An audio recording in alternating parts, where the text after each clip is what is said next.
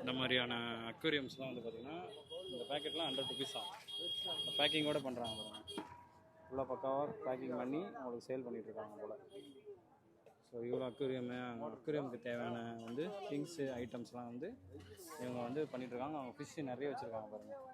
So எல்லாமே வந்து பார்த்திங்கன்னா பேக்கெட் வந்து 100 ருபீஸ் ஆகலாம். நீங்கள் 100 ருபீஸ்க்கு வந்து கிராப் பண்ணிக்கலாம் போல். பல்லாவரம் வந்து பார்த்தீங்கன்னா பொருளுக்காக மட்டும் இல்லை, இந்த மாதிரி கைலிக்கு தான் பல்லாவரம்.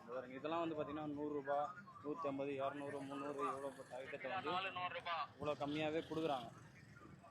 இதுதாங்க பல்லாவரம் சந்தையில் வந்து நீங்கள் வந்தீங்கன்னா நிறைய விஷயத்தை கிராப் பண்ணிக்கலாம் போல். ஆமாம்,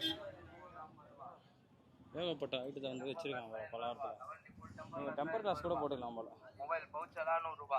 தூங்குறாரு, நல்லா தூங்குறாரு. டெம்பர் கிளாஸ் போட்டு தரீங்களா? எவ்வளோ டெம்பர் கிளாஸ் போட? ஆள் இல்லையா? டெம்பர் அங்கே இருக்காரா? சரி. டெம்பர்லாம் எவ்வளோ?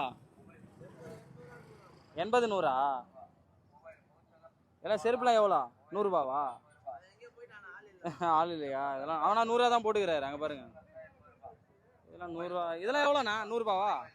எல்லா கேஸும் 100 ரூபாவா? எல்லா கேஸும் 100 ரூபாங்க அது. இவரை பார்த்துங்க, ஃபேஸ் பார்த்துங்க நல்லா. இந்த பல்லாவரம் சந்தையில் வந்து பார்த்துங்க எல்லாம் கம்மியான ரேட்டு கொடுத்துட்ருக்காங்க. இவரே பார்த்துங்க சரிங்களா?